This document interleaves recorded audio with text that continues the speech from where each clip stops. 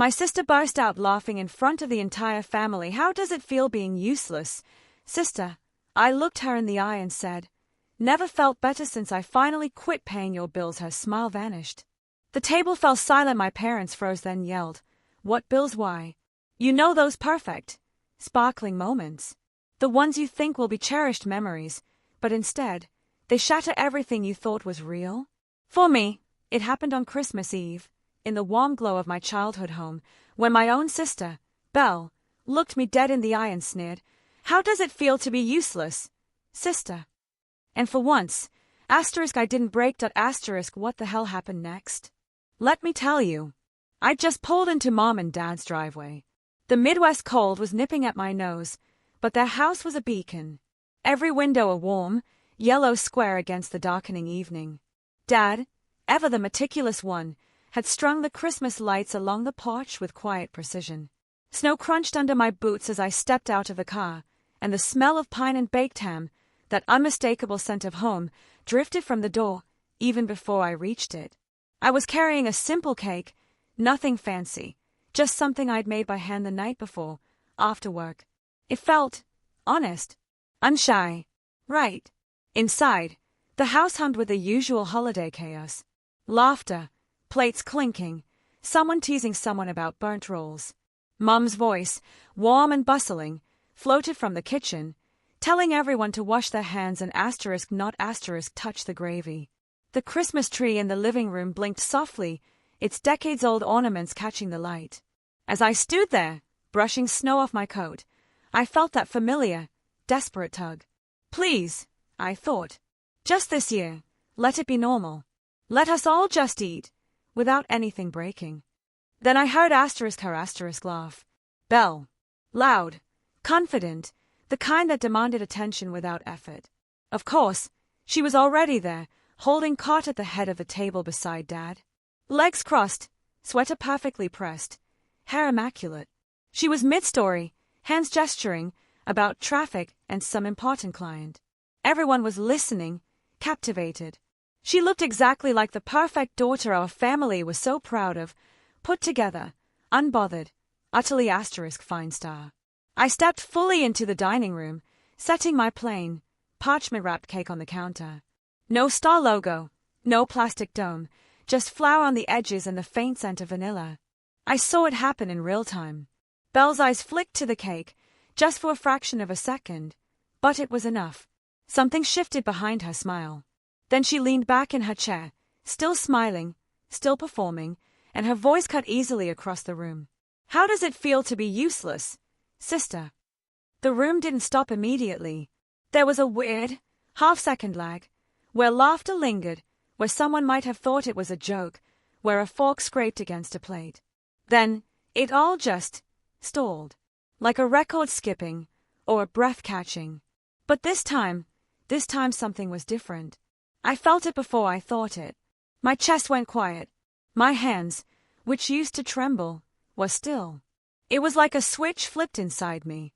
I didn't feel small. That shocked me.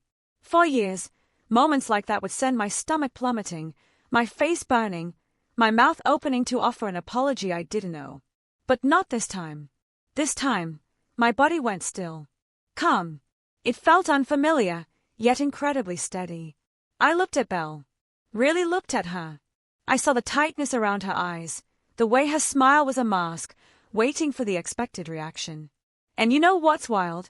Right then, as I stood in my parents' dining room on Christmas evening, holding nothing but my breath and that simple cake, I realized my life was about to split. Into before and after. I put my hands on the back of a chair and spoke, my voice strangely even to my own ears, unwavering. Never felt better, I told her, since I just stopped covering your bills. The silence that followed wasn't polite. It was heavy, stunned, the kind that presses against your eardrums. Belle's smile didn't just fade, it collapsed, like someone had yanked the strings. Across the table, Mom froze, serving spoon still in hand. Dad, David, his eyes darted from Belle to me, then back again, his brow furrowing as if he was trying to solve a complex problem that suddenly had no numbers. Then he stood up, so fast. His chair scraped loudly against the floor, and his voice cut through the quiet, sharp and unguarded. What bills? Why? Every single face at that table turned to me. Aunts, uncles, cousins who'd stopped mid-bite. Even the little lights on the Christmas tree seemed to flicker slower. I could feel all of it. The crushing weight of their attention. The years of assumptions hanging in the air. I had imagined this moment so many times. In the shower, lying awake at night, driving home from work. In every single one of those versions, I was shaking, crying, desperately defending myself. But this version was different. I felt rooted, like my feet had grown deep into the floorboards Dad had lovingly refinished years ago. Belle let out a laugh again, but it was thin, brittle, nothing like the booming one from moments before. She waved a hand as if to brush it all off, her eyes darting nervously toward Mom and Dad. "Oh my God," she said, trying to keep it light. "She's being dramatic. You know how she gets." Dad didn't sit back down. He didn't smile. He just looked at me, waiting. Not angry. Not yet. Just profoundly confused. Deeply unsettled. Mom slowly set the serving spoon down, her face pale in a way I'd never seen. I could hear my own heartbeat, slow and steady in my ears. It hit me then. Belle had said what she said because she'd seen my handmade cake, my quiet entrance, and she'd panicked.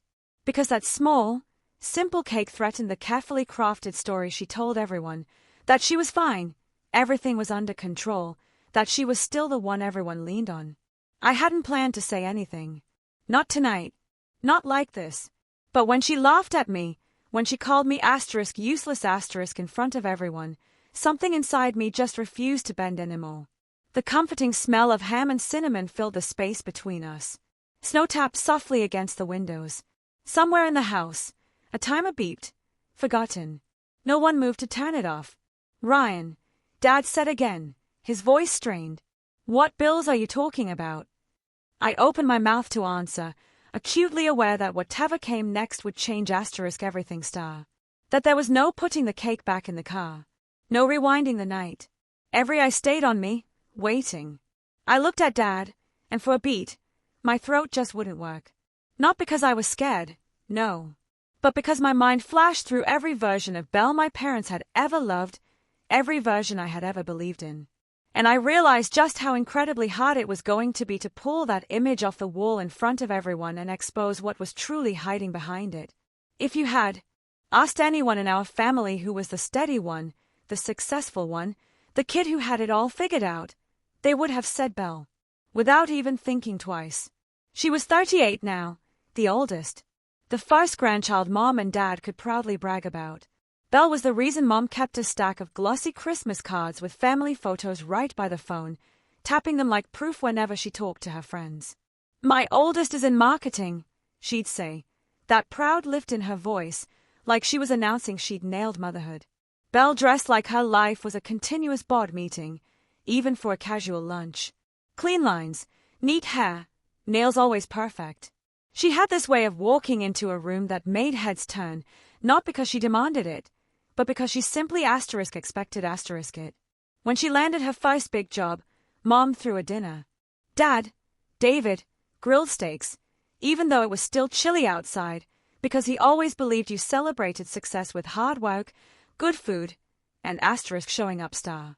Belle sat at that table, a glass of wine in her hand, talking about her downtown office, projects, deadlines, clients, like she was born for it. I remember watching Dad's face. He didn't say much, but his eyes stayed on her, the way they did when he watched something he built with his own hands. Her success felt like a sturdy thing he could truly trust. When she got promoted, Mom told everyone star.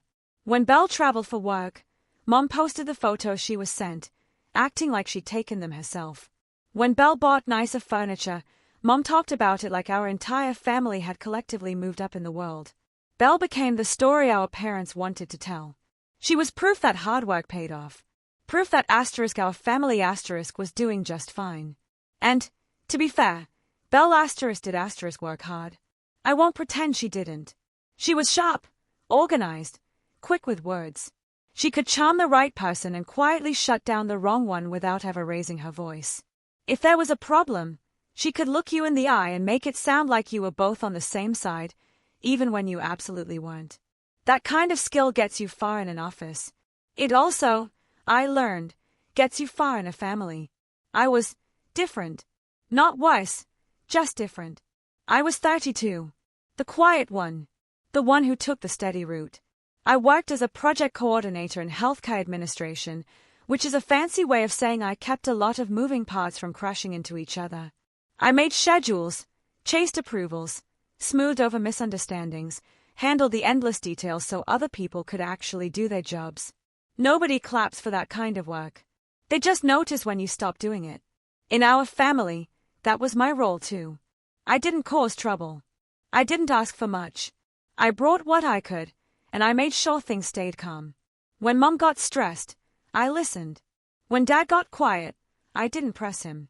When Belle got dramatic, I gave her all the room she needed, because giving her room always seemed like the safest option. There's a kind of child a family builds a story around, and there's a kind of child a family leans on. Belle was the story. I was the lean. It sounds bitter when I say it like that, but it's just true. If Belle missed a holiday dinner, everyone acted like the whole day was ruined.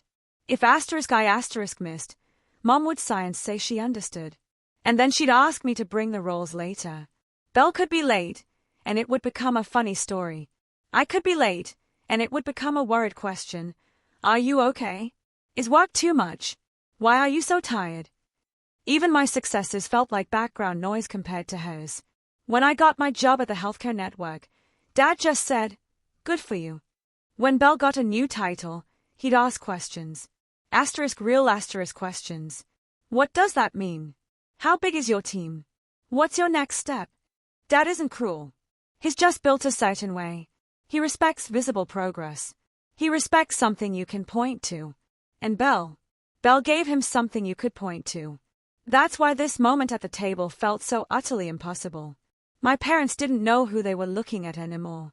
Dad was staring at me like I'd suddenly started speaking a language he didn't understand. Mom's face was tight with worry, yes, but also with profound confusion. Because confusion is what happens when the family script goes completely off the rails. The truth is, Belle had always controlled that script. Even when we were kids, she knew how to frame things. If she forgot something, it became a mistake anyone could make. If I forgot something, it became a lesson about responsibility. If Belle snapped at someone, it was because she was stressed. If I snapped, it was because I was too sensitive. Belle learned early that if she spoke first, people listened. So, she always spoke first. Always. And that's exactly what she did tonight. She saw my plain cake, my quiet entrance, and she spoke first. She did it so everyone would look at me and nod in agreement with her style. She did it so she could feel taller for a moment. She did it because she needed too. Because that word, useless, wasn't really about me at all. It was a shield she held up between herself and the question she couldn't answer. I could feel the room waiting, but inside my head, it was suddenly years earlier. The way it always is, when you realize something has been happening for far longer than you wanted to admit. I saw Belle at Thanksgiving, joking about how I was always so careful with money, always so boring. I saw her at a birthday dinner, teasing me for bringing homemade gifts instead of buying something bigger. I saw her leaning into those little jabs, like they were harmless, like they were just sister stuff. But now I could see what they were really doing. They were placing me lower. They were setting a stage where she stood on top, smiling. And nobody ever asked why. And I realized something else. Something that made my stomach tighten, even as I stayed calm. Belle had been able to get away with it because nobody suspected her of needing anything. That was the whole point of her image. A woman who is doing well doesn't need help. A woman who is doing well doesn't borrow money. A woman who is doing well doesn't hide, or lie, or ask her little sister to keep secrets. So, if Belle was the woman doing well, then I had to be the one doing poorly. That way, anything that happened behind closed doors could stay behind closed doors. That way, if I looked stressed or tired, people would just assume it was my fault. Work. Choices. life, whatever. Not her. That's why the word useless cut so deep. Not because it was true. It wasn't. It cut deep because it came from the person my parents trusted most. The person everyone believed. The person who had been treated like the stable center of our family for as long as I could remember. Belle sat there now, her shoulders still squared, her chin lifted, trying desperately to keep that old version of herself intact. But her eyes weren't calm. Her eyes were sharp, fast, darting. Watching Dad. Watching Mum. Watching my aunts and uncle. Calculating. The smile was gone. And for the first time in a very, very long time, I saw what lived underneath it. Fear. Hot and restless. Dad's hands were still on the back of his chair. He wasn't yelling now, but the tension in his jaw told me he wanted answers. Dad doesn't like surprises. Dad especially doesn't like financial surprises. He came from a generation that saved, paid bills on time, fixed things instead of replacing them. He still keeps every warranty in a drawer. If a light bulb burns out, Dad replaces it immediately. Order makes him calm. Belle was not order. Belle was a storm dressed like sunshine. Mom's fingers twisted in the edge of her apron. She was looking at Belle like she was trying to recognize her. She was also looking at me like she was seeing me in a new light. And I couldn't tell if that made her guilty or just scared. My Aunt Tamsin's eyes moved between us, wide and careful, the way they get when someone senses a family secret and doesn't know where to place their hands. My uncle cleared his throat once, then stopped, as if he realized there was nothing he could say that wouldn't make it worse. Belle finally spoke again, her voice higher than before. Too bright. She tried to laugh it off. I was joking, she chirped. Come on, it's Christmas. She looked at Dad and Mom with a pleading kind of smile, like she was asking them to put the old script back on the table and pretend it was still good. But I couldn't. Not after what she'd said. Not after what I'd just admitted. I looked at Dad, then at Mum, and something settled inside me, like a decision solidifying. Belle had spent years being the one everyone believed. Tonight, I was going to be the one who told the truth first star. I drew a breath, feeling the warm air of the dining room fill my lungs, smelling pine, gravy, and the faint sweetness of my cake, still waiting untouched on the counter. My voice came out steady, because I had carried these words alone for too long. Dad, I said softly, I can explain. I just need you to let me finish. Dad nodded once, slow and stiff, and held up his hand. Not to stop me, but to quiet the room, the way he used to do when Belle and I would start talking over each other as kids. Go on, he said. So, I did. I told them it didn't start the way they probably imagined. There was no big confession, no dramatic breakdown in front of everyone. It started small. In the middle of that year. The year when everything felt like it was slipping out of people's hands. The year the streets went quiet, and everyone learned just how fragile their world plans really were. Back in the spring of 2020, when offices shut down and the whole world felt like it was holding its breath, Belle called me late one night.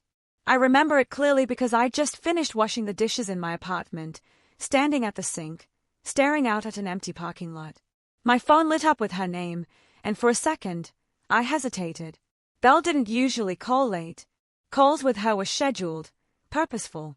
This felt different. When I answered, she didn't say hello right away. I heard her breathing first, uneven and shaky, like she'd been crying and was trying desperately to pull herself together. Then my name came out, soft and broken in a way I had never heard from her before. I could picture her, even before she spoke more, sitting on the edge of her bed, phone pressed to her, shoulders hunched, eyes red. The confident voice she used so easily with everyone else was gone. She sounded small. She told me the company had let people go. She said it like it was a bad phrase she didn't want to say out loud. Laid off, downsizing, restructuring, all the words people used that year to soften the same hard truth. She said her position had been eliminated, not because she did anything wrong. She was very clear about that. It was just the economy, just bad timing. I remember leaning against the counter, my stomach dropping. Belle losing her job didn't fit into the picture I had of her. She was the one who landed on her feet. She was the one who always had a plan. She rushed through the rest, talking fast now, as if speed might keep the fear from catching up to her. She had some savings. She was already applying. She had contacts. This was temporary. She kept using that word, *temporary star. She said she just needed a little help to get through the gap. Just rent for a month or two, *maybe utilities. Nothing big. And then her voice cracked again. And she said the part that made my chest ache. She said she hadn't told Mom and Dad. She couldn't *. Not yet. Mom would panic. Dad would worry. They'd already been through so much that year. She didn't want to be another problem they had to carry. She asked me not to say anything. I stood there listening, watching my reflection in the dark window, and all I could think was, this must be killing her. Belle hated appearing weak. She hated needing help. If she was calling me it must really be bad. I asked her how much she needed. I asked her when she thought she'd be back on her feet. She gave me answers that sounded reasonable. A few weeks.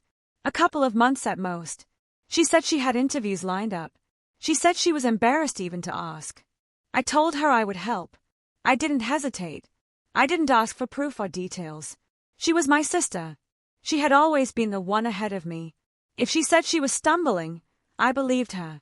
I told myself this was what family did when things got hard. The first transfer felt strange, like stepping into shoes that weren't mine. I remember staring at my bank app, checking the numbers twice, making sure I could afford it. It wasn't easy, but it was possible. I told myself I'd tighten things up for a while. Skip a few extras. Work a little more. I pressed send. Belle stopped crying immediately. The shift was so quick it almost startled me. Her voice steadied, and she thanked me over and over. She said she knew she could count on me. She said I was a good sister. She said this would never become a thing, just a bridge until she landed. After we hung up, I sat on the edge of my couch and let out a breath I hadn't realized I'd been holding. I felt useful then. Not in the way Belle would later throw the word at me, but in a quiet way that made sense to me star.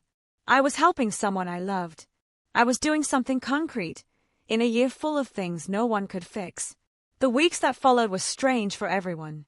Offices stayed closed. Interviews moved online. Time stretched and folded in on itself.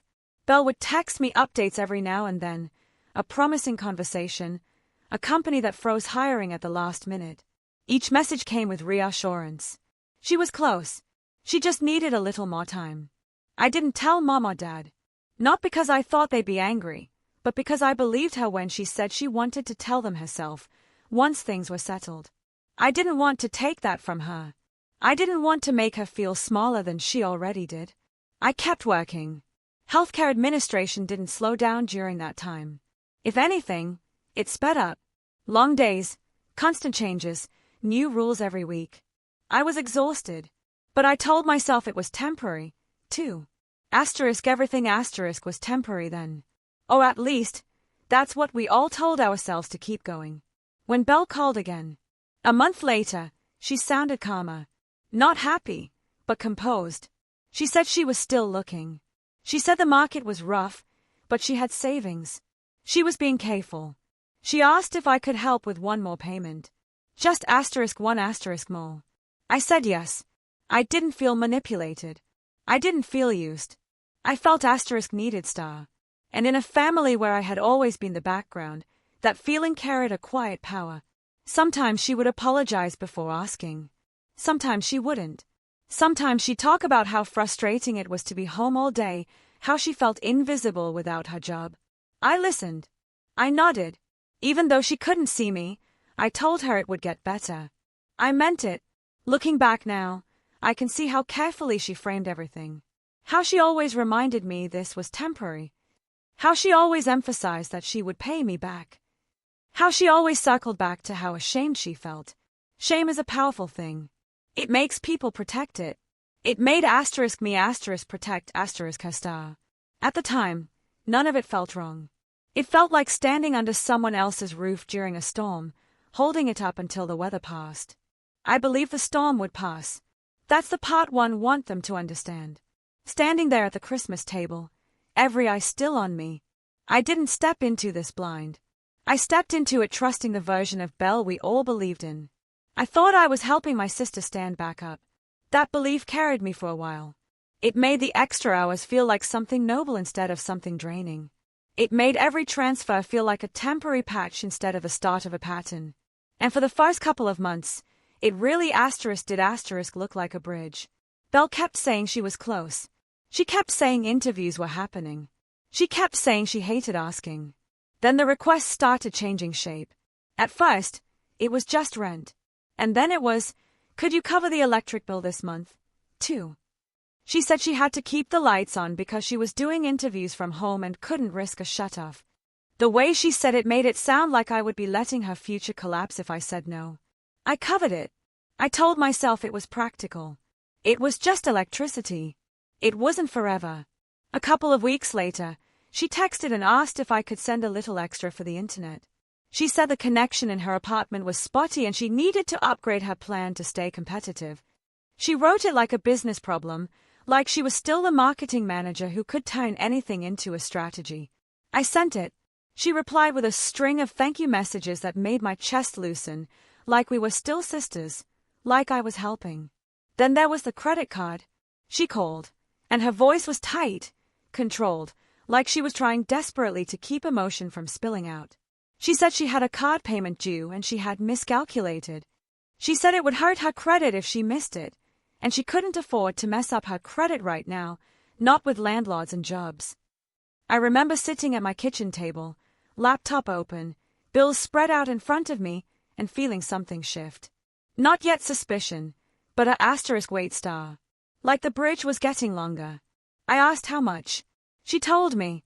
I hesitated for 1 second, just one, and she heard it. Her tone sharpened immediately. Still quiet, but sharper. She said, I know you think I should have planned better, but you don't understand what it's like when everything falls apart at once. She said she was already humiliated. She said she didn't need judgment from her own sister. So, I paid for it. After that, the requests came with rules. Not written out like a contract, but spoken like a warning. Don't tell Mom and Dad. She said it every single time. Sometimes she said it softly, like a plea. Sometimes she said it like a command. She said Mom would worry herself sick. She said Dad would look at her differently. She said they had enough on their plate. She said, I'm handling it. I just need time. She said, I'll tell them when I have good news, not when I'm drowning. There was always a reason that made me feel cruel for questioning it. And there was always shame. She leaned on that word like it was a shield. She said she was ashamed of being unemployed. She said she was ashamed of needing help. She said she was ashamed that she had worked so hard and still ended up here. She said it like she expected me to save her from it, not just with money, but with silent star. So, I stayed quiet. I stayed quiet because I thought silence was kindness. I stayed quiet because I didn't want to break the version of Belle my parents loved. I stayed quiet because, if I'm honest, there was a part of me that wanted to be the one she trusted. The one she leaned on. The one who mattered star. I didn't notice at first how that silence started changing me star. It showed up in small ways. I stopped buying little things that made my weeks easier. I stopped ordering lunch at work. I made coffee at home and carried it in a travel mug that always leaked. Little things. I told myself I was being responsible. I told myself it was just for now. I told myself I could handle it. Healthcare administration during that time was relentless. We were short-staffed and constantly adjusting to new policies. I stayed late. I picked up extra tasks. I took calls I didn't have to take. I told my boss, I can handle it. I became the person who said yes before anyone else could ask. When people say family comes first, they don't always talk about the quiet cost. The way it creeps into your body. The way it makes your shoulders tense even when you're sitting still. The way your heart beats faster when your phone lights up because it could be another request, another emergency, another crisis you didn't create. Belle would call, and I would answer before the second ring. If I missed a call, she would text, please call me back when you can. And the words would feel heavier than they should. Sometimes she would add, it's important. And my mind would start racing. I'd picture eviction notices, shut-off warnings, late fees stacking like bricks. I would call back and brace myself. Half the time it was something that could have waited, but she never let it wait. That was part of it. If everything was urgent, then I never had space to think. I tried once to create space. It was late summer, still hot outside, the kind of evening where the air sticks to you. I'd just gotten home from work, shoes off, hair pulled up, standing in my kitchen, looking at the groceries I bought carefully, within budget. Belle called and asked about the next payment. Not rent, she said, but the utilities asterisk plus asterisk the card asterisk plus asterisk one more thing. She said she needed to renew something online, a subscription. She said it was necessary for job searching. I took a breath and said something I'd been practicing in my head for weeks. I said, Belle, maybe we should tell Mom and Dad. Maybe Dad can help you make a plan. Maybe Mom would rather know than be kept in the dark. Maybe this is getting bigger than just a short gap. There was silence on her end for a moment. Then her voice changed. Not crying. Not soft. Cold. She said, Do you want to ruin me? I blinked, like I'd misheard. I said, No, of course not. I just think they would want to know. She said, You don't understand. Dad will asterisk never asterisk look at me the same. Mom will make it about asterisk her asterisk and her anxiety, and I'll have to manage asterisk that asterisk too. She said, You want to make me disappointed in the family so you can feel better about yourself. That hit me like a slap. It was so fundamentally unfair that my first instinct was to laugh, but my mouth stayed closed. I felt my face heat up. I told her that was not what I meant. I told her I was worried. I told her I couldn't keep doing this forever. Her tone softened just enough to feel like a trap closing gently. She said, I knew you would make this about asterisk you star. She said, I'm the one living at rock bottom. I'm the one who has to wake up and feel like a failure every day. You get to go to work and feel stable. You don't know what it's like to watch your life fall apart. Then she sighed, like she was exhausted by asterisk me star. She said, I didn't want to ask you in the first place. You asterisk offered star. You said you would help. She said, I will remember this. I will remember that when I needed you, you made me beg. I felt my stomach twist. Not because I believed she was right, but because I could hear the old dynamic clicking back into place. Belle on top, framing the story. Me underneath, scrambling to prove I wasn't selfish. So, I backed down. I told her I was sorry. I told her I didn't mean to add stress. I told her, yes, I'll send it. She exhaled and said, thank you, like she was granting me forgiveness. After I hung up, I stared at my phone for a long time.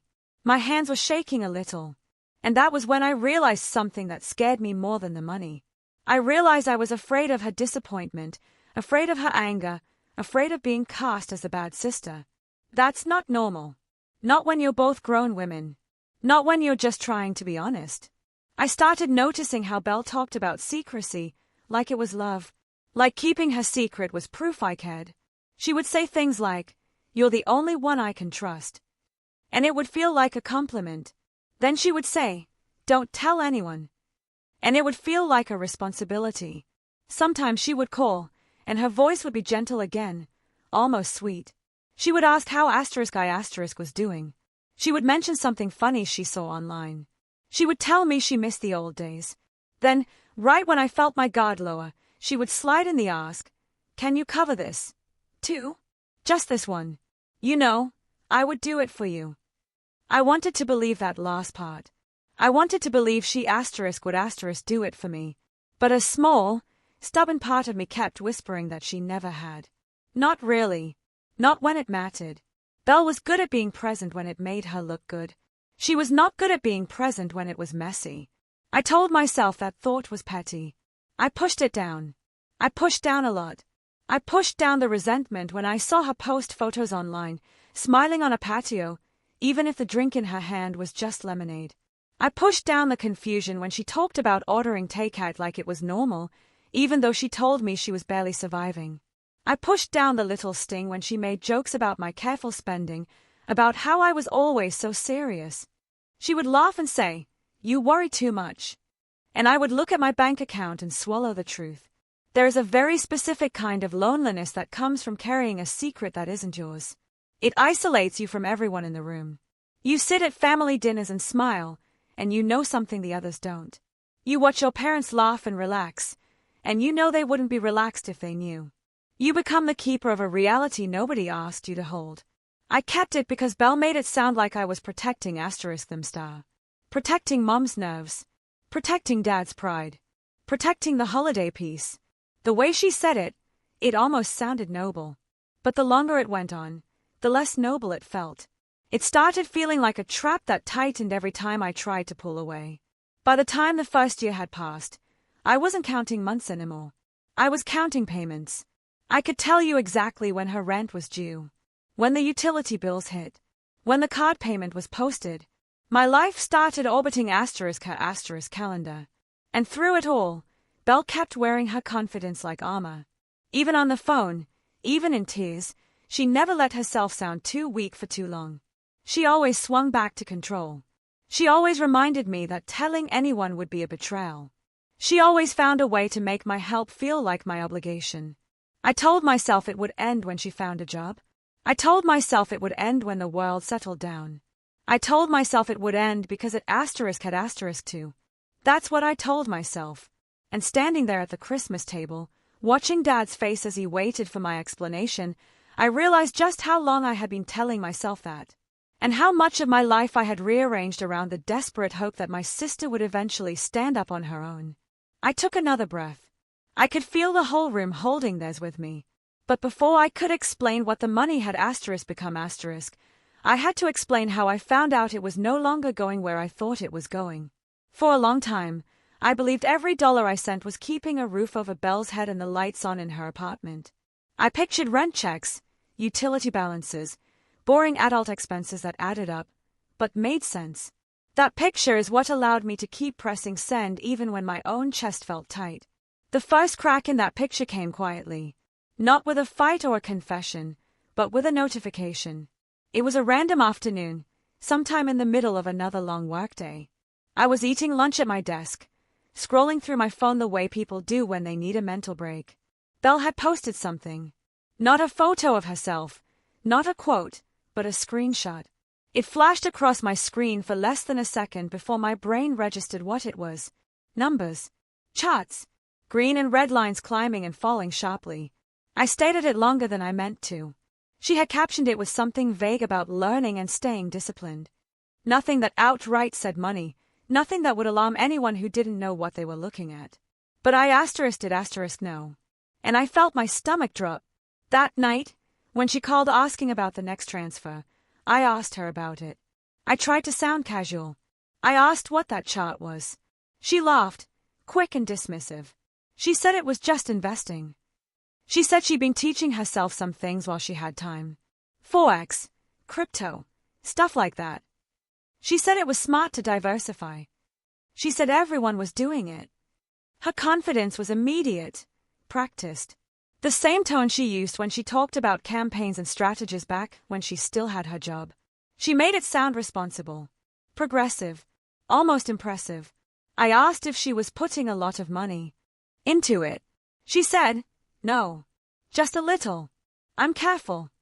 She said she would never gamble. That word came out sharp, like an insult. I'm not stupid, she said. I know what I'm doing. I wanted to believe her. I really did. But something in my body didn't settle the way it usually did when she reassured me. The image of those charts stayed with me. The sharp drops. The sudden spikes. It didn't look like slow, careful investing. It looked like adrenaline. I didn't push that night. I told myself it wasn't my place. She was already defensive enough about money. I didn't want to add another layer of tension. But once the thought was there, it didn't leave. Over the next few weeks, little things started to stand out. She would mention being up late, watching markets. She would text me at odd hours, either excited or flat in a way that didn't match what she was saying. Sometimes she sounded wired, talking fast, jumping from one idea to another. Other times she sounded hollow, like she was reciting lines she'd practiced. One afternoon, I ran into Noah Greer at the grocery store.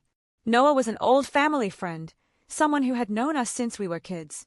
He worked as an independent financial advisor, the kind of person who explained things calmly and never tried to impress anyone. We chatted about work and weather. And then, without planning to, I mentioned Belle, just casually.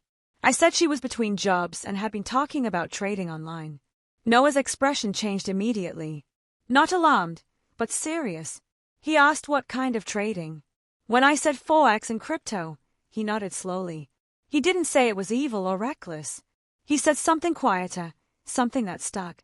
He said, for some people, it starts to look less like investing and more like gambling. He said, the problem isn't just the losses. It's the pattern. When someone loses, they feel the urge to get it back. They chase the loss. They tell themselves the next move will fix everything. He said, the brain responds to wins and losses the same way it does to a slot machine. He said, the market doesn't care how badly you need it to turn around. I drove home with his words echoing in my head. That night, when Belle called, I asked her more directly. I asked how much she had put in. She deflected. She said I was overthinking it. She said I sounded like Dad. That stung, because she knew exactly what that comparison would do to me. She knew I didn't want to sound controlling. She knew I didn't want to be the one lecturing her. She said this was actually good news. She said she had almost made back what she'd lost earlier. She said she just needed a little more time to get it right. Lost earlier. That was the first time she admitted there had been losses. I asked her if the money I was sending was going into those accounts. She paused. Just long enough. She said, no. She said, not directly. She said, it all blended together. She said money was money and she was managing it. She said I was focusing on the wrong thing.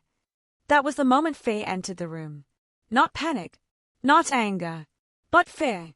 The kind that settles low and cold and makes everything else feel unreliable. I realized I didn't know where my money was really going. I realized I was trusting someone who couldn't clearly explain what they were doing with it. A few days later, she called with urgency in her voice. She said there had been a bad move. She said the market was volatile. She said she could fix it, but only if she acted fast. She said she needed help to cover things until it turned back around. I asked her how much. She told me. The number made my chest tighten. It was more than usual. Not outrageous, but not small. Enough that I would feel it. Enough that I would have to shuffle things again. I told her I was worried. I told her this didn't sound like just paying bills anymore. Her reaction was immediate. She accused me of not trusting her. She said if I had any idea how close she was to turning it around, I wouldn't hesitate. She said this was the last push, the last move, the last chance. She said if I didn't help her now, everything she had worked for would be gone. I could hear the edge in her voice, the desperation wrapped in confidence. It was the same pattern Noah had described, unfolding right in front of me. Lose. Chase. Just one more. I said I needed to think. She didn't like that. She said thinking was a luxury she didn't have. She said hesitation was how people miss opportunities. She said I was being negative. She said she thought I believed in her. That last one landed hard. Belief had become currency. If I believed in her, I paid. If I didn't, I was the enemy. I hung up and sat in the quiet of my apartment, phone still in my hand, heart racing. I opened my banking app and looked at the numbers again. I looked at the savings account I'd been slowly building. I looked at the credit card balance that was higher than I liked. I looked at the calendar and counted the days until my next paycheck. I told myself that if this really was the last push, then helping her one more time would actually end things. I told myself that if I didn't help and she lost everything, I would never forgive myself. I told myself that family meant showing up, even when it scared you. So, I sent the money. Afterward, I didn't feel relieved. I felt sick. The next few weeks were a blur of updates that went nowhere. She said the market was unpredictable. She said she had almost broken even. She said things were turning around. She also said she needed help with rent, against her. The words almost broke me.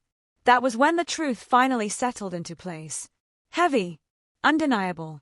I was not helping her stabilize. I was helping her survive the consequences of something she couldn't stop doing. My money was not a bridge anymore. It was padding. It was cushioning her from hitting the bottom. I remembered Noah's calm voice. The way he had said the brain chases losses. I remembered how Belle sounded when she talked about the next move, the way her voice lifted with hope that was too sharp to be real. I realized then that the help I thought I was giving was actually enabling her to keep going. Not toward a job, not toward stability, but deeper into something she couldn't control. Standing there now at the Christmas table, with Dad waiting for my explanation and Mom gripping the edge of the counter, I felt that realization burn through me again. This wasn't about rent or electricity or a credit card. This was about a pattern that had swallowed my sister and pulled me in with her.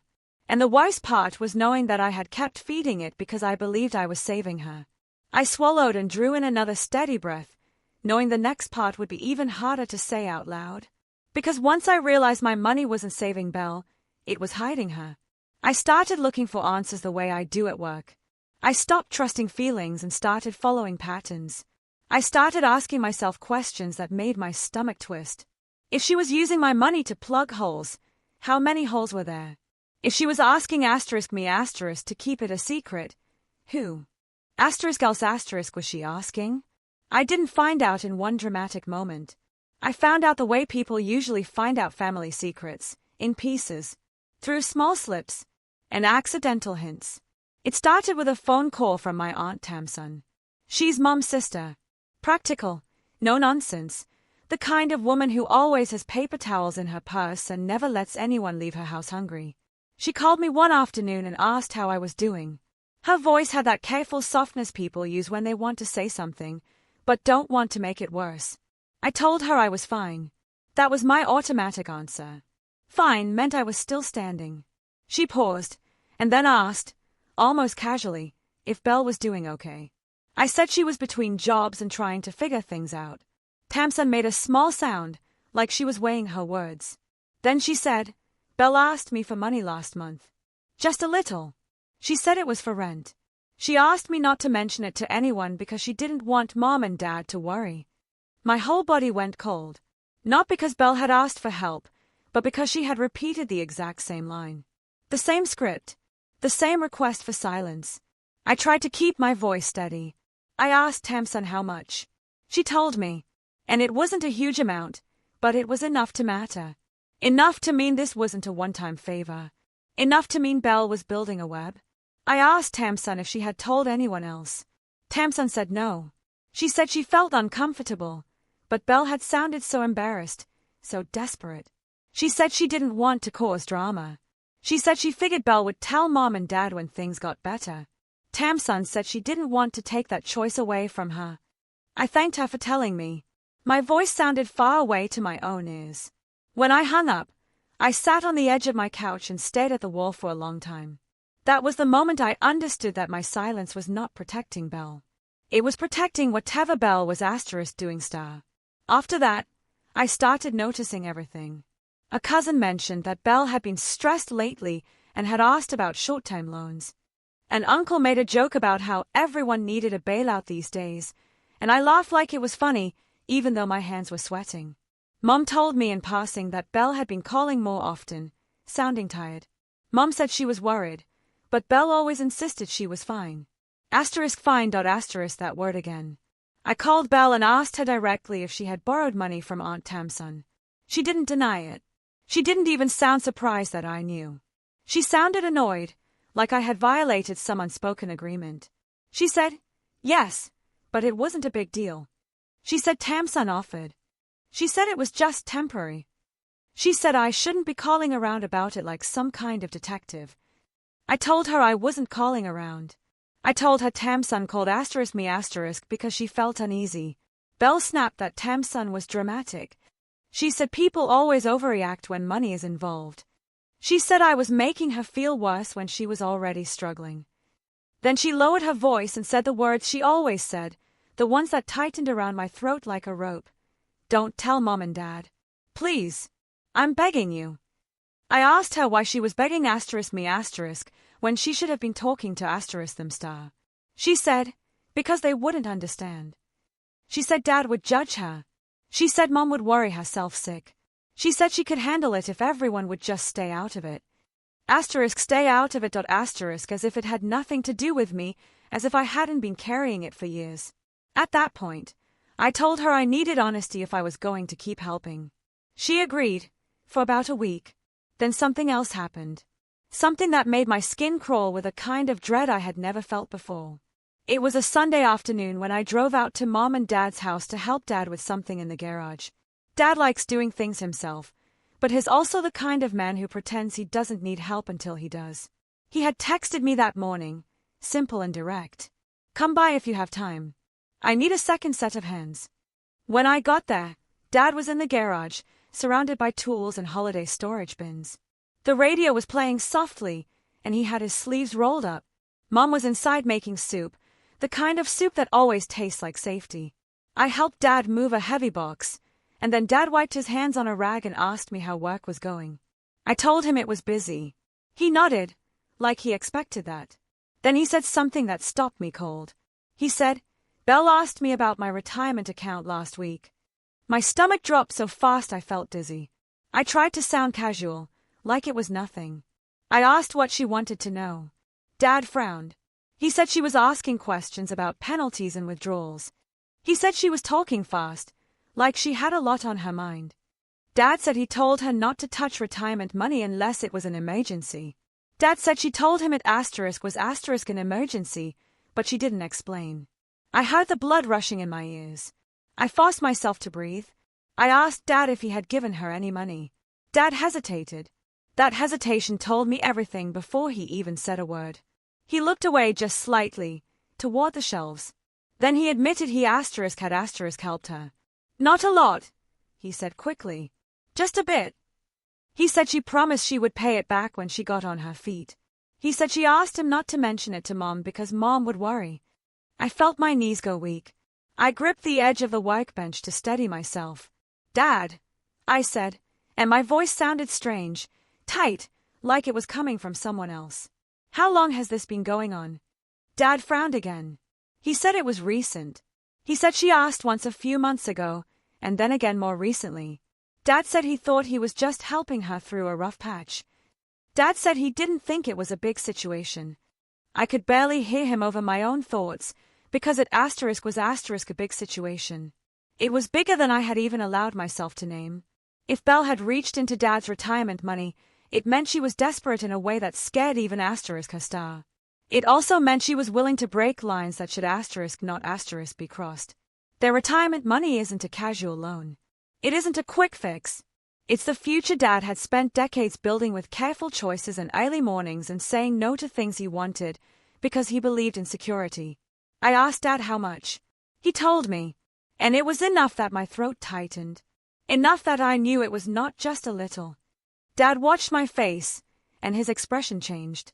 He said, "Wait, why are you looking at me like that?" He said, "Ryan, do you know something?" I wanted to tell him right then. I wanted to spill everything and let the truth take its own shape. But Mom walked into the garage at that moment with a tray of bowls, smiling, asking if we were hungry. Her smile faded when she saw my face. She asked what was wrong. Dad said nothing at first. He just looked between us, and I could see the instinct in him to keep the peace. The instinct to postpone conflict until later.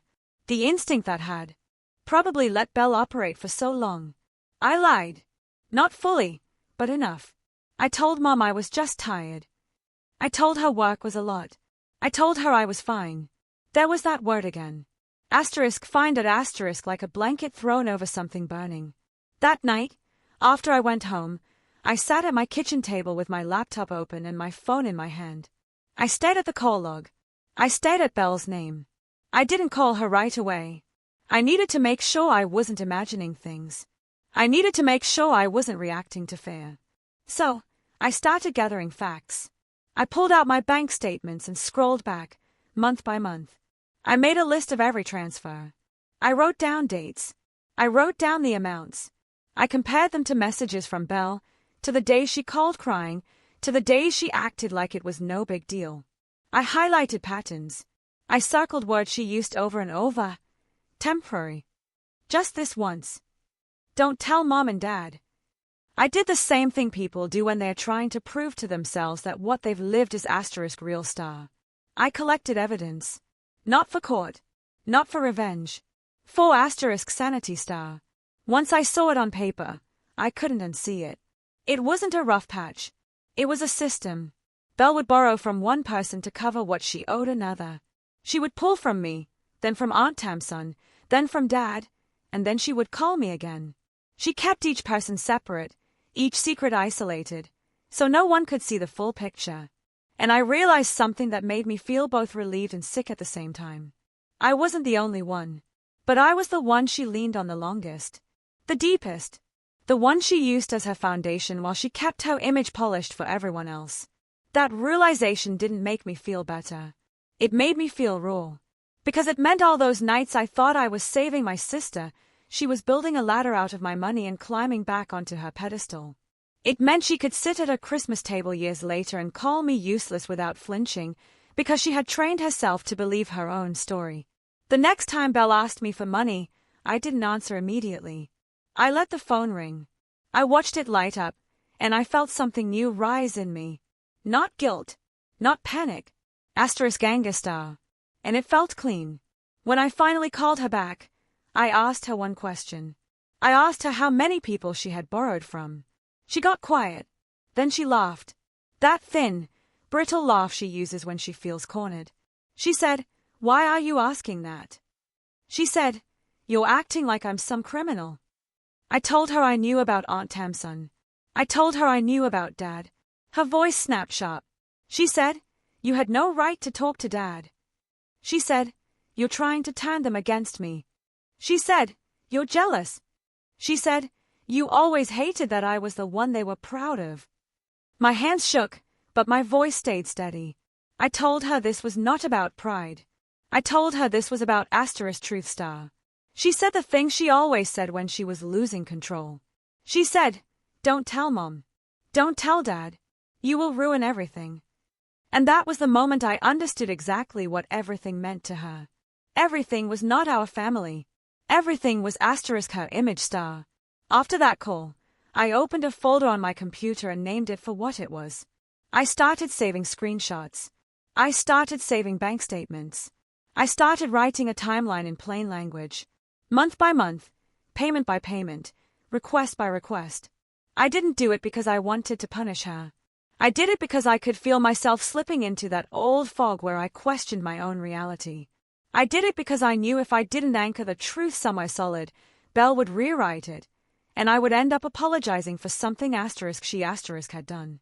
So, standing at the Christmas table now, with Dad still staring at me and Mom frozen near the counter, I knew I wasn't just holding my own story in my hands. I was holding the first clear map of how far my sister had gone, and how many people she had pulled down with her. I swallowed again, then looked at Dad and nodded once, as if I was nodding to myself.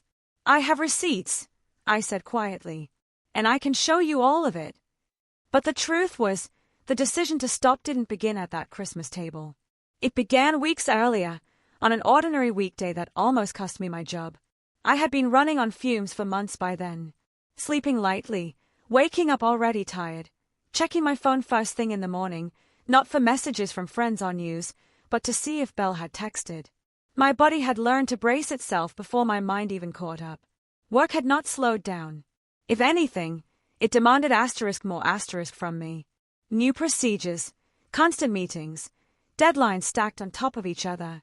I used to pride myself on being steady, reliable, the one people could count on. Somewhere along the way, that steadiness started cracking. The first sign came during a team meeting. I was supposed to present a summary I'd worked on for weeks. I stood there, staring at the screen, and for a few seconds, my mind went completely blank. Not nervous, empty, blank, like the words had simply evaporated. My manager looked at me, confused. Someone cleared their throat. I apologized and stumbled through it, but I could feel the shift in the room. The unspoken question, "Are you okay?" Later that day, my manager asked me to step into her office. She closed the door gently and asked if everything was all right. She said I seemed distracted lately. She said she valued my work, but she needed me present. I nodded and said, "Yes, of course. I'm just tired. Things have been busy at home." She looked at me for a long moment, then said something that scared me more than any argument with Belle ever had. She said, "I don't want to lose you, but I need you to take care of yourself." Take care of yourself. I almost laughed. I didn't even know what that meant anymore. That night, Belle called. I saw her name light up on my phone while I was sitting on my couch, shoes still on, staring at nothing. For a second, I considered not answering. I considered letting it go to voicemail. I didn't. Habit is a powerful thing. Her voice didn't panic this time. It was flat, businesslike. She told me she needed money again. She didn't ask how I was. She didn't apologize. She told me the amount and the deadline like she was reading off a list. I felt something inside me harden. I asked her what it was for. She sighed, irritated. She said, "Why does it matter? Money is money." She said I was overthinking again. I told her I was struggling. I told her work was on the line. I told her I couldn't keep doing this. There was a pause. Then she said the sentence that finally broke whatever loyalty I had left. She said, "Well, I guess I just assumed you would figure it out. You always do." There was no gratitude in her voice. No shame. Just expectation. That sentence landed heavier than all the guilt trips combined. Because it revealed something I had been refusing to see. She was not afraid of losing my help. She was confident she wouldn't. I told her I couldn't send anything right now. She laughed. Not a nervous laugh. A sharp one. She said, "Don't be dramatic. You have a job. You'll be fine." She said, "I need this more than you do." I could hear my own heartbeat in my ears. I told her I needed time to think. She snapped that thinking was not an option. She said if I didn't send it, things would get bad. She said, "You will regret it." Something in me went very still. I realized that I had been afraid of her anger for so long that I had never stopped to ask myself why star. Afraid of what? Exactly. Disappointment. Her words. Her withdrawal. None of those things could actually harm me. Unless I let them. I ended the call. Not with a fight. Not with a speech. I simply said, "I can't do this anymore," and hung up. My hands were shaking, but my chest felt lighter than it had in years. She texted immediately. Then again. Then again. The messages shifted quickly. First confusion. Then accusation. Then guilt. She said she couldn't believe I would do this to her. She said I was abandoning her. She said she would remember this. I didn't respond. That night, I slept for almost 8 hours straight for the first time in months. When I woke up, the world felt quieter. The next few days were awful and clarifying at the same time. Belle tried every angle. She called. She texted. She sent long messages about betrayal and short ones about emergencies. She alternated between cold fury and pleading desperation. When I didn't respond, she escalated. She mentioned Mom and Dad. She said they would be disappointed in me if they knew. She said I was selfish. She said I had changed. She was right about one thing. I had changed. I stopped checking my phone every 5 minutes. I started focusing at work again. I took a full lunch break and actually *8*. I went home on time. I felt the fog in my head begin to lift, slowly, but with the relief came fear. Not of Belle, but of what would happen when the truth finally came out. Because I knew it would.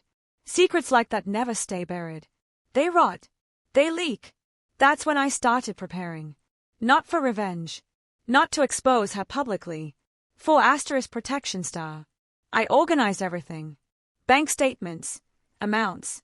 I wrote out a timeline that showed how it had grown from 1 month of rent into years of support. I included notes about her requests for secrecy. I included screenshots of messages where she framed my help as an obligation. I didn't do it with anger. I did it with clarity star.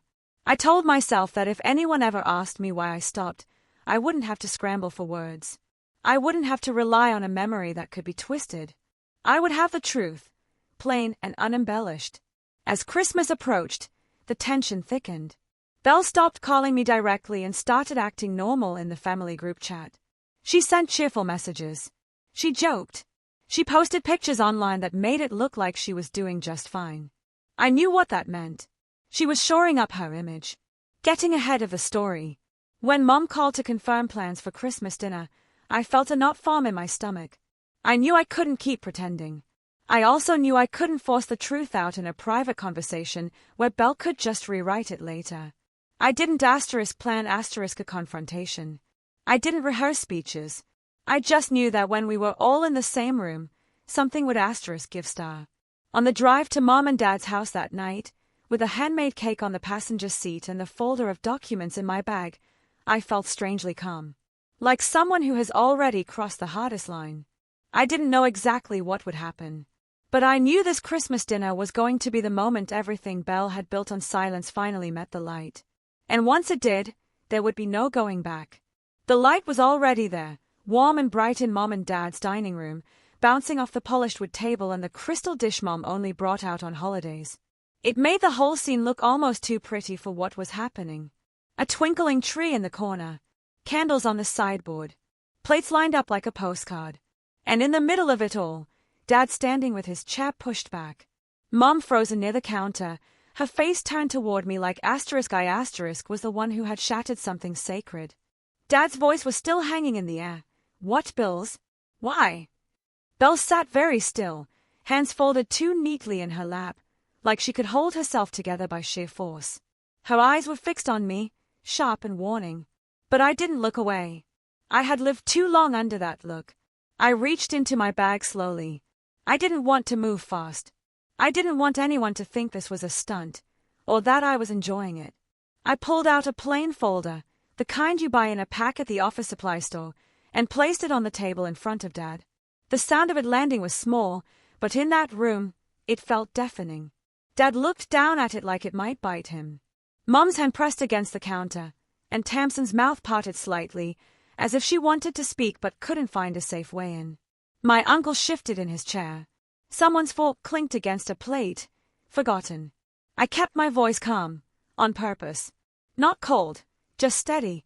I had learned the hard way that if you sound emotional, people hear emotions instead of facts. I said it started in the spring of 2020, when Belle lost her job and didn't tell you. I said she called me and asked for help. Just temporary, she said. And she asked me not to tell Mom and Dad because she was ashamed and didn't want anyone to worry. Mom made a small sound, like she was going to interrupt, but she stopped herself. I continued.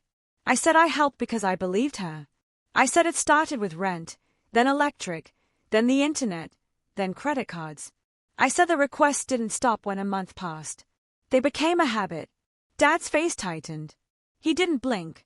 Dad is not a man who cries easily, but he does have a look that appears when something hits him in the deepest place. It's the look of a man realizing the rules he lived by do not apply to the room he is standing in. Belle gave a short laugh, trying to cut through my words. She said, "This is ridiculous." She said, "Ryan's exaggerating." She said, "It's Christmas." She's making a big deal out of nothing. I didn't argue with her. I didn't trade insults. I didn't raise my voice. I simply slid the folder toward Dad and told him to look. Dad hesitated for 1 second, like he was hoping this would just go away if he didn't touch it. Then he opened it. Inside were printed statements, transfers highlighted, pages labeled with dates, and a simple timeline I had typed out in plain language. I hadn't decorated it. I hadn't added dramatic words. Just the facts. Month by month. Request by request. Amount by amount. Notes about what she said each time. Notes about the condition that always came with it. Don't tell Mom and Dad. Dad's hands trembled slightly as he held the first page. He read it slowly.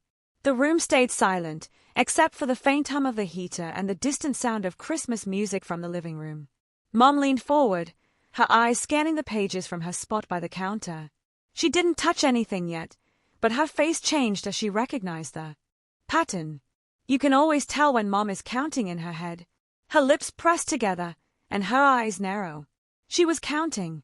Aunt Tamsin stood up without speaking and moved closer to the table, as if her body needed to see what her ears were hearing. She looked down at the highlighted lines and then up at Belle, and something in her expression hardened. Dad looked up at me. His voice was quieter now. He asked, How long? I told him it went on for years. I didn't use a number. I didn't need to. The pages already said it. Dad's eyes flicked to Belle. He asked if it was true. Belle's cheeks flushed. She lifted her chin and tried to sound offended. She said, "People help each other." She said, "I offered." She said, "Ryan's acting like a victim because her life is boring and she needs attention." Mom stepped forward then, finally leaving the counter. Mom's voice was shaky, but sharp. She asked Belle if she lost her job. She asked why she didn't tell her star. She asked why she let her believe everything was fine. Belle rolled her eyes. She said, "I didn't want to stress you out, Mom." She said, "You worry too much. You would have made it worse." Mom flinched as if she had been struck. It was a small flinch, but I saw it. Mom hates being told she's the problem. She hates it because she fears it might be true. Dad held up one page and frowned. He pointed out a line and asked what this was. He asked about a payment labeled as an emergency credit card bill. He said he thought Belle's job covered that. He said he thought she had savings. Belle's eyes darted. She said, did asterisk have savings? I was just trying to be careful. Things were complicated." Dad turned another page. His jaw tightened. He asked why he didn't know. That question pierced me, even though I had expected it. I told him the truth. I told him Belle begged me to keep it secret. I told him she said she was ashamed. I told him she said Mom would panic. I told him she said Dad would judge her. I told him she said it would ruin everything. Dad stared at Belle as if he was seeing her for the first time. Belle tried to smile again, but it looked wrong on her face. She said, "I said those things because I was stressed." She said, "Ryan takes everything so personally. She always has." I didn't react. I simply turned to Aunt Tamsin and asked her, in a gentle voice, if Belle had borrowed from her star. Aunt Tamsin didn't hesitate. She said, "Yes." She said Belle called crying and said she was embarrassed and asked her not to mention it to anyone. She said she thought it was a one-time thing. Belle's head snapped toward her. Her eyes widened, as if she couldn't believe Tamsin would speak. She said, "How could you?" She said, "I told you not to." Aunt Tamsin's voice stayed calm, but her face was set. She said, "I didn't tell anyone because I was trying to respect you. I didn't know you were doing this to multiple people. I didn't know you were using the same line on all of us."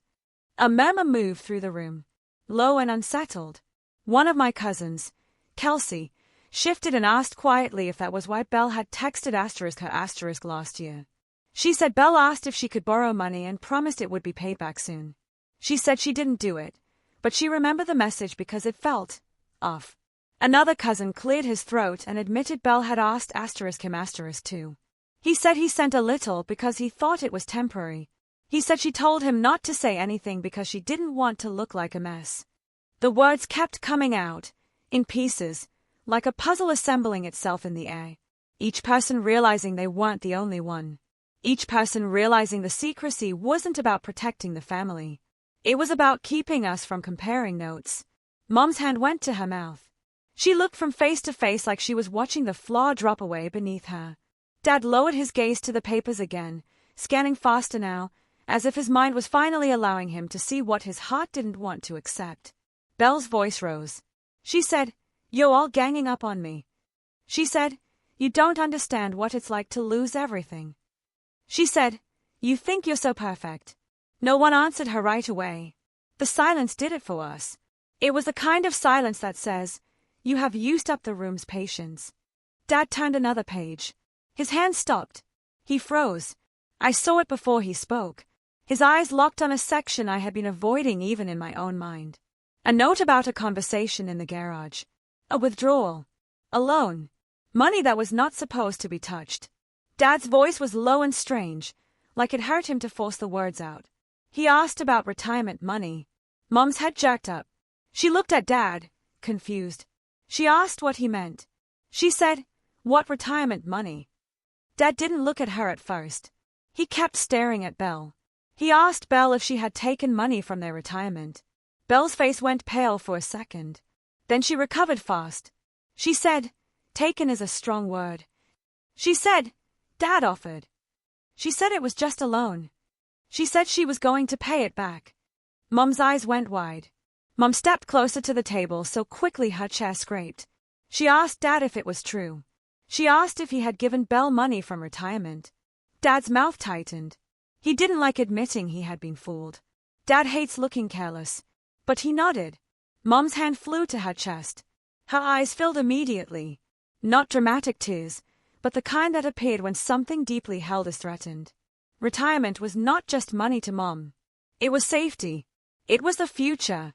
It was the promise that after all the years of working and saving and budgeting, they would not be a burden. Mum's voice cracked. She asked Belle how she could do that star. She asked how she could take their future and gamble with it. Belle flinched at the word gamble. She said, I didn't gamble. I was investing. I was trying to fix things. I was trying to get back on track. Dad's eyes narrowed. He asked what she meant by investing. Belle's lips pressed together. She looked at me like she wanted me to keep quiet, like we were still in that old agreement, like I was still her keeper. I didn't look away. I said, she has been trading Forex and crypto. She told me she could make it back. She kept saying it was the last push. The room went so still I could hear the faint crackle of the fireplace in the other room. Mom's face twisted in pain and disbelief.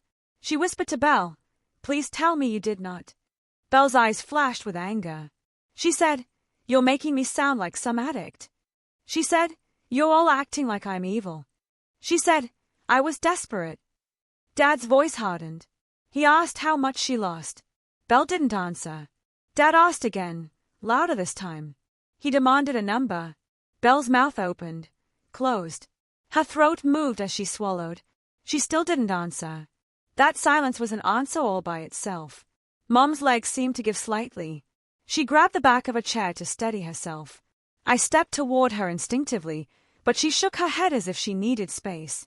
Mom's face was wet now, tears slipping down without her even noticing. Dad's shoulders slumped, then squared again. Dad is a man who reacts to pain by trying to solve problems. But there was nothing to solve at that moment. There was only a truth that had already happened. He turned the folder toward me and asked if I had more. I nodded. I said I had bank statements and messages. I said I had a timeline. I said I was not sharing it to embarrass anyone. I said I brought it because I couldn't keep carrying it alone. And I couldn't let Belle rewrite the story later. Belle stood up suddenly, her chest scraping loudly. She snapped that I was doing this on purpose. She snapped that I wanted to ruin her in front of everyone. She snapped that I was jealous. Her voice shook at the end. And that was the first crack that felt real. Not her practiced anger. Not her sarcasm. Fear. Aunt Tamsin spoke again, calm and firm. She said, this is not jealousy. This has consequences. Belle pointed at her, shaking. She said, you don't get to talk. You don't know what it's like to be under pressure. My uncle finally spoke, his voice low and disappointed. He said, Belle, you asked me for money, too. You promised you were just trying to cover bills. You promised you would pay me back. Belle's eyes darted around the table like a trapped animal. Dad held up his hand. Not to silence us, but to stop Belle from spinning. He told her to sit down. He told her he was not done. Belle hesitated, then sat, but her posture was rigid, her hands clenched and unclenched in her lap. Dad looked at the papers again, then at me. His voice softened slightly, not in approval, but in regret. He asked me, why didn't you tell me earlier? That question stung in a different way now, because I could see he meant it. He wasn't accusing me star. He was accusing himself. He was picturing all the moments he had praised Belle. All the times he had taken her confidence as proof she was okay. I answered honestly. I said, because she told me not to. Because I thought I was protecting you. Because I was ashamed, too. I said, I didn't want to be the reason the family fell apart. Mom let out a small sob, and for a second, I thought she might collapse. Then she straightened, and her face changed. Her eyes focused on Belle with a steadiness I hadn't seen before. Mom asked Belle one simple question. She asked why she called Ryan useless when she had been living off her. Belle's mouth tightened. She said, I didn't mean it like that. It was a joke. Mom shook her head slowly. She said, "That is not a joke. That is cruelty." Belle looked at Dad then, searching for rescue. For a softening. For the old script where Dad tries to calm things down and move on. Dad did not rescue her. Dad looked exhausted, older than he had looked at the start of dinner. Dad said he needed to understand the full scope. He asked Belle if there was anything else. More loans. More people. More accounts. Belle's eyes dropped to the table. For the first time, she didn't fight back. She didn't throw another insult. She didn't perform. She simply stared at the wood grain like it might give her an answer. That was when I realized something else. Belle was not in control anymore. Not of the room. Not of the story. Not of the way people saw her. The silence that followed was heavy and final. Not dramatic. Not cinematic. Just real. The kind of silence where everyone is thinking the same thought, but no one wants to be the one to say it out loud. Belle's shoulders sank slightly, as if the weight of pretending was finally too much to hold up. Dad's hand stayed on the folder. Mum's tears kept sliding down, quiet and steady. Aunt Tamsin's arms folded across her chest. My cousins stared down at their plates. No one ate. No one reached for the gravy. The whole Christmas dinner sat untouched, like a scene that had lost its purpose. And in that stillness, Belle was no longer the person with the perfect sweater and the confident laugh. She was just a woman who had run out of people to hide behind. Every eye in the room drifted back to me. Not because I was the villain, but because I was the one who had finally said the thing no one wanted to hear. I stood there, with my hands at my side, feeling the strange calm that comes when the truth is already out and there's nothing left to protect. Dad inhaled slowly, then looked at me again, his voice barely above a whisper. He asked me how much I had paid. I opened my mouth, and the room waited. I told Dad the total. I said it slowly, because it deserved to be heard clearly. I said it had grown over time, month by month, until it became a number that no longer fit into the idea of help. It fit into something else. Something closer to survival. Dad closed his eyes. Not tightly, not in anger, but like someone pressing pause because the picture in front of him is too much to take in all at once. When he opened them again, they looked different. Dimmer. Worn. Mum didn't ask for the number again. She didn't need it. She was already adding it up in her own way. She was seeing all the small sacrifices she and Dad had made over the years. The trips they postponed. The extras they skipped. The careful planning that now felt violated. Belle sat very still. She didn't interrupt anymore. She didn't laugh or scoff or try to redirect. Her silence was not calm. It was empty. Dad pushed the folder back toward me and said he needed a minute. He stepped away from the table and went into the living room. Mom followed him without a word. Their footsteps sounded heavy on the hardwood floor. No one spoke while they were gone. Not a whisper. Not a sigh.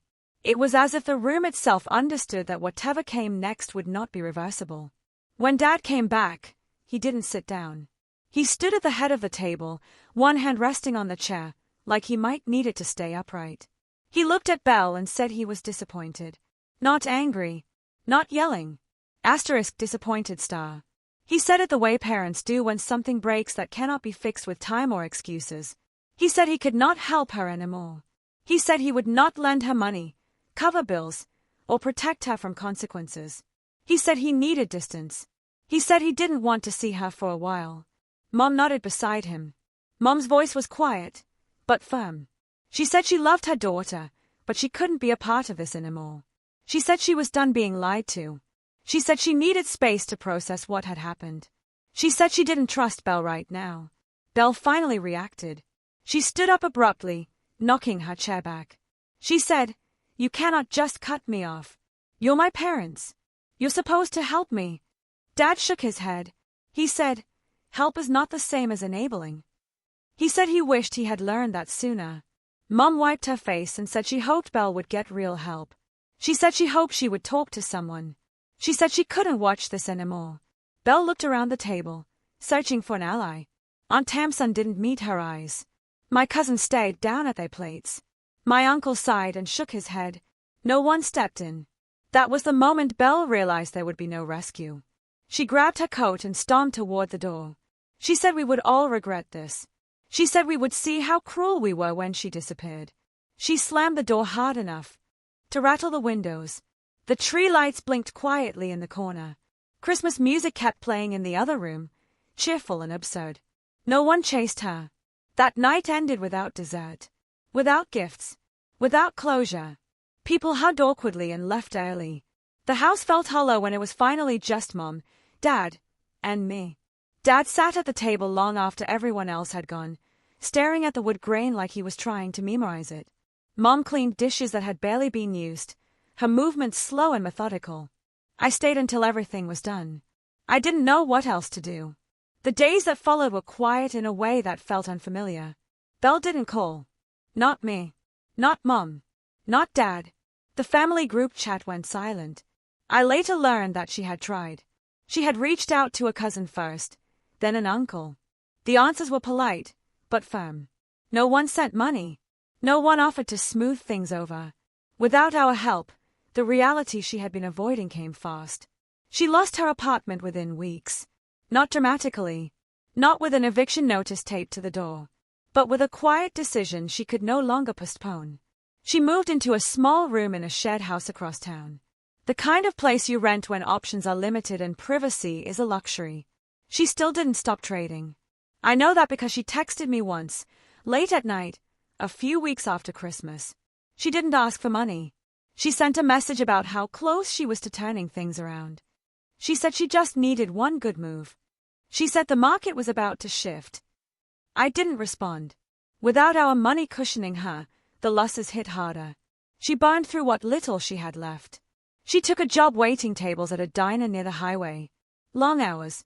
Unpredictable tips. No benefits. The kind of job she once would have mocked. The kind of job she had laughed at people for settling into. I didn't feel satisfaction when I heard that. I felt sadness. Not the soft kind, but the heavy kind that sits in your chest and doesn't move. Mom and Dad didn't go looking for her. They didn't call to check in. They didn't send money quietly behind the scenes. Dad said he needed to protect what was left of his peace. Mom said she needed to grieve the daughter she thought she had. That distance was the hardest consequence of all. I didn't ask Belle to pay me back. Not because I didn't deserve it, but because I didn't want my life tied to hers anymore. I didn't want my future anchored to her recovery or her failure. I sent her one message. Just one. I told her I was not sending money anymore. I told her I hoped she would get help. I told her I loved her, but I was done rescuing her. She replied with anger first, then with silence. That silence stretched into weeks, then months. At first, it felt strange not being needed. My phone felt lighter in my hand. My days felt longer. I noticed how much space had been taken up by waiting. Waiting for the next call. The next crisis. The next guilt trip. Without that noise, I could hear my own thoughts again. I focused on work. I slept. I started saving again, slowly, carefully. I said no to overtime I didn't need. I said yes to rest. Mom and Dad started rebuilding, too. Not financially, but emotionally. Dad took walks in the evening. Mom joined a community class. They didn't talk about Belle much. When they did, it was brief and careful. The absence lingered, but it no longer ruled the house. Belle's life shrank to match the reality she had avoided. Fewer options. Fewer people willing to listen. Fewer places to hide. She still tried to perform strength online. A smiling photo here, a vague post about resilience there. But the comments grew quieter. The attention faded. There was no dramatic downfall. No public apology. No grand lesson delivered. Just consequences. The kind that don't shout.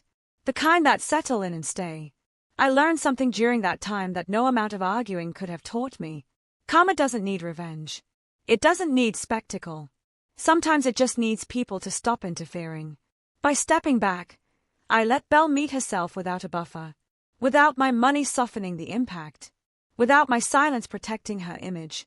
The silence that followed became the loudest response of all. And in that silence, I finally had room to breathe. I didn't fix my sister. I didn't save her. But I saved myself. And for the first time in years, that was enough. The word useless stayed with me long after the house went quiet again. It echoed in small moments when I was alone. When I was folding laundry, or driving home from work. When there was no one around to perform strength for. I kept turning it over in my mind. Not with anger, but with curiosity. What did she really mean when she said it? I realized something slowly, the way truth usually arrives. Useless was never about what I did or didn't contribute. It was a label, a tool, a way to keep me small enough to stay, helpful enough to keep giving, quiet enough to never question the role I had been assigned. As long as I believed I was useless, I would keep trying to prove otherwise. With money, with silence, with loyalty that cost me more than it should have. Once I stopped believing it, the whole structure collapsed. Life after that Christmas didn't become perfect. It became simpler. And simpler, it turned out, was a gift. My finances stabilized in a way I had almost forgotten was possible. Without the constant outflow, my checking account stopped feeling like a crisis waiting to happen. I paid down what I needed to. I rebuilt my savings, slowly, without drama. Watching that balance grow again felt grounding, like reclaiming a piece of myself that had been on loan for too long. At work, my focus returned fully. I stopped second-guessing every pause in my concentration. I slept better. I laughed more easily. My manager noticed the difference and told me I seemed lighter. I didn't explain why. I just smiled. Mom and Dad changed too. They didn't become cold people. They became clearer ones. They stopped making excuses for behavior that hurt them. They stopped smoothing over problems just to keep the peace. It wasn't easy for them, especially for Mom, who had spent most of her life believing love meant sacrifice, no matter the cost. One evening, months later, Mom told me something quietly while we were washing dishes together. She said she wished she had learned earlier that protecting your child doesn't mean protecting their lives. She said she was sorry she hadn't seen what was happening sooner. I told her she did the best she could with what she knew. That was true. Dad didn't say much about it. He rarely does. But one afternoon, while we were sitting on the porch watching the sun drop behind the trees, he told me he was proud of me. Not for what I had done for Belle, but for knowing when to stop. That mattered more than I expected it to. As for Belle, I didn't check on her. Not out of cruelty, but out of respect for the boundary I had drawn. Every time I felt the urge to step in, to fix something, to soften a consequence, I reminded myself that stepping back was the kindest thing I could do for both of us. She had to meet herself without a buffer, without someone absorbing the impact for her. From what I heard through distant channels, she struggled. She worked long shifts. She moved again, to an even smaller place. She still talked about turning things around, about opportunities just around the corner. I hoped, genuinely, that one day she would face what she was running from. But that day was not mine to create. I didn't hate her. Hate would have tied me to her story longer than necessary. I let go instead. Letting go didn't feel dramatic. It felt quiet. It felt like choosing myself, over and over again, in small ways.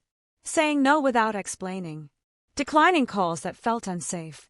Trusting that I didn't need to justify my boundaries to anyone who benefited from breaking them. I learned that family does not get a lifetime pass to harm you. Love is not measured by how much pain you are willing to endure. Silence can be protective when it is chosen, not forced. And truth, once spoken, does not need to shout to be powerful. If you've ever been told you were too much or not enough for your own family, remember this. Silence can be power, and truth can be the loudest revenge. Thank you so much for listening to my story. I'm really curious. If you've ever faced a situation where you had to choose between family loyalty and your own well-being, what did you do? And how did it change you?